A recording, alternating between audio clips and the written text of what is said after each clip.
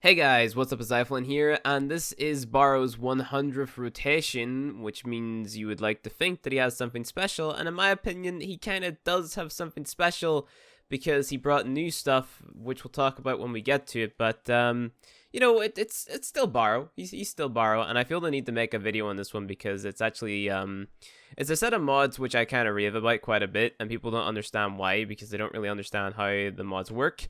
And to that, I will link you to a video in the description and in the card in the top right hand corner. It's about beam mods, right? And how beam mods actually work and affect your slash procs and your gas procs, which help out a lot whenever it comes to scaling into in-game content because it actually does double dipping and triple dipping, which is a phrase which not a lot of Warframe players know, but you can watch that video and it'll explain how beam mods work. And if we take a look at Baro, we get Expel mods, right? So Expel mods are basically the exact same as beam mods except for your secondary, and in this case it would be good for, let's say for example, the Cyanoid Gamma Core, right? So the Cyanoid Gamma Core is a beam weapon, continuous fire rate, it's got pretty decent status, and if you strip away all of the armor from, let's say, a heavy gunner, for example, you're going to be dealing some pretty hefty damage, and you're also going to be dealing gas procs and stuff like that at a consistent basis. So because of how Expel mods work and how beam mods work, you're going to be triple dipping this gas proc, meaning you're going to get the 55% bonus that comes from this mod basically 3 times, right? Every single point of contact. So, the initial damage and then the gas cloud and toxin proc is going to, give you your damage 3 times. And then with slash procs, your initial damage and then the slash proc is double dipping, giving your damage twice. So that is double dipping and triple dipping, kind of like simplified and explained in the simple version. These are definitely a massive credit and endosync so for new players, these may not be the best option. You have other options out there which will yield not similar results because they affect your damage in different ways, but good results for newer players. So let's say, for example, Augur Pact or Vigilante Armaments for rifles. So you have Augur Pact, which increases your damage, and then Vigilante Armaments increases your multi-shot, which is good. But picking these up isn't necessarily a bad thing, and then ranking these up over time and putting your endo into them whenever you have spare endo lying around is actually, in my opinion, a good idea, because this way, if you do ever decide to do endurance runs in, let's say avoid defense or avoid survival, you're going to have these mods lying around fully ranked out, so then you have pretty much the best setup ever. Now, he did come with other things such as Prime Pressure Point, which is a must-have, Prime Cryo Rounds, which is good for Chroma players in Eidolon hunts, which I think, in my opinion, is a must-have. Prime Reach is very, very good for Spin the Wind Zaws and the Atarax whips, etc. But Melee 3.0 is going to be coming out. We don't know when, but that could completely make Prime Reach useless or even more useful. So it's up to you whether or not you want to buy this one.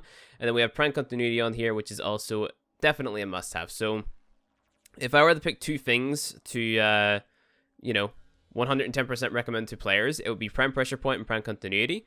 These are must-haves, and then I would get Prime Cryo Rounds, and then I would basically go for these, and then Prime Reach, that can come last. Now, the reason I say Prime Reach can come last is because you can get Rivens for the likes of your Zaw or for your Whips or whatever, which will give you pretty good range stats as well.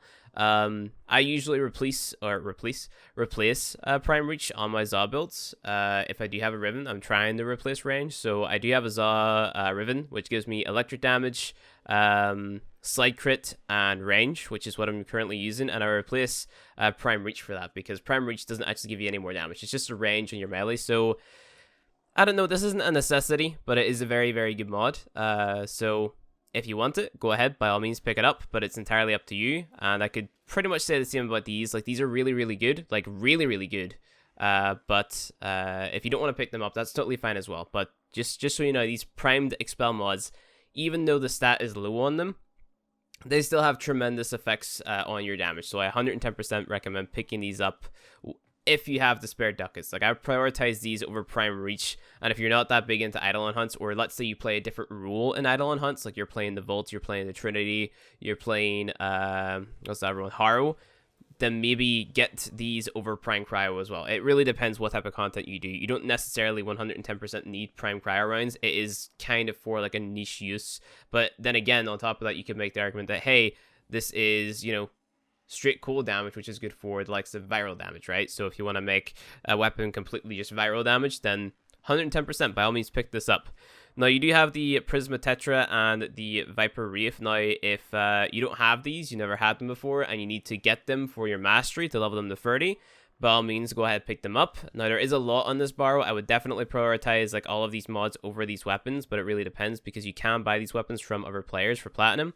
But then again, the same thing could be said about these prime mods. Now, the mods, I mean, these are going to cost 1,000,000 credits when trading, so that's something to keep in mind as well. So, you know, it's really down to you whether or not you want to take that leap. So prioritizing these prime mods and then moving on to these weapons, and then anything else after that is completely down to you. So you have your Sands of Naros that comes around a lot. Never buy these Falcon mod packs. These are a scam. These sigils, if you want them. You got arrows, you have Day of the Dead skins, you've got boosters. I don't recommend the boosters. I think that you're probably better off maybe buying the boosters for platinum. Like, you can get a 30-day booster for 200 platinum. Really down to you whether or not you want to spend 450 ducats for affinity boosters for 3 days. That to me just doesn't really sound too worth it, but again, it's sent to the player. You have this Katir little regalia right here. You got a nice little emote. You got a nice skin. You got the Pedestal Prime. You got the Nabarus Wings, which I'm a big fan of. And you have this Cyandana right here. And then you have a new Unicorn Horn cosmetic for your Operator, which I thought looked pretty wacky. And a new Cyandana as well, which I'm not that big of a fan of. I think that most other things in the game look a lot better. So, yeah, I mean, it's entirely up to you. I thought it was a good Baro. A lot of people in my chat today, they were very disappointed by it, but I'm going to assume that's because they don't really understand how Prime Being or Prime Expel mods work. But yeah, I recommend picking up those Prime Expel mods and then the other stuff as well. Of course, prioritizing Pressure Point and Prime Continuity, in my opinion, is smarter, and then picking up those Expel mods after is probably good. You have the entire weekend to do it.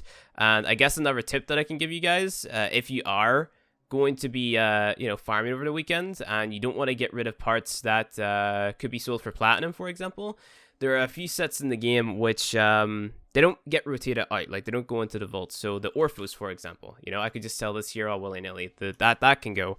The Bratton, I could sell these Bratton parts all willy-nilly. The Burston, I don't have any parts for that because I did sell them earlier. The Fang, let me think what else. We got the Orphos, we got the Bratton, we got the Fang. There is a few other things which are completely escaping my mind right now. The Bronco, you can sell that stuff. Is the Lex one? I think the Lex is one that doesn't get rotated out either. Yep, the Lex is one. Dude, there's so much stuff. Man, I really should have looked this up beforehand, but there is a bunch of stuff that you can sell. Usually I just know them off by heart, but for some reason I'm derping so hard right now. There's a bunch of stuff that is in the game which doesn't get rotated out. I would recommend taking a look at that stuff and selling that stuff first. You're talking Orphos, Bratton, Burston, Fang, Orphos, Bronco, Lex, and I'm trying to remember if there's anything else. It must be escaping me right now, but I'm pretty sure there is other things that are in the game that don't get rotated out, so they don't go into the vault, which you can sell. So sell that stuff first for ducats because you can get that back regardless, and then look into selling the stuff that you have the most of. So for example, if we're to take a look at owned, I have 72 Galatine Prime handles, right? So I would probably look into selling a few Galatine Prime handles, or I have 50 free Galatine Prime blades. Of course that stuff is vaulted, but there's a lot of stuff here which I have a lot of duplicates of, which I could just go ahead and sell.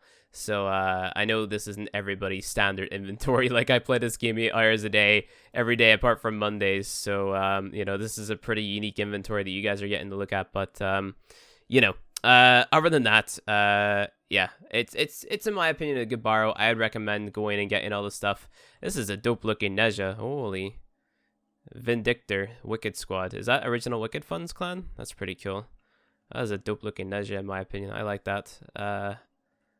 The Plague Star symbol kind of looks a little bit like a Salt Shaker, but oh, big lag. That was weird. Yeah. Also, Fortuna people, can't wait for that update. And look, here's a blue green Excalibur Umbra. You guys have some wacky fashion frames going on, but yeah, really awesome old pointy shoes right here, bringing some really cool stuff. Baro Katir, yada yada yada. There was 93 different what's it called? 93 different instances of the relay before I came in here to make this video, and it was like at 95 earlier while I was streaming. So that's a thing. You guys must have been excited for Baro. The servers actually died whenever Baro came up today. So yeah, that was a thing. Super honored Grandmasters, which is pretty cool. But yeah, anyway, guys, that is going to be it for this video. If you enjoyed it, go ahead, hit that like button below. And if you want to see more Warframe content from me, hit subscribe. And I'll see you guys in the next one.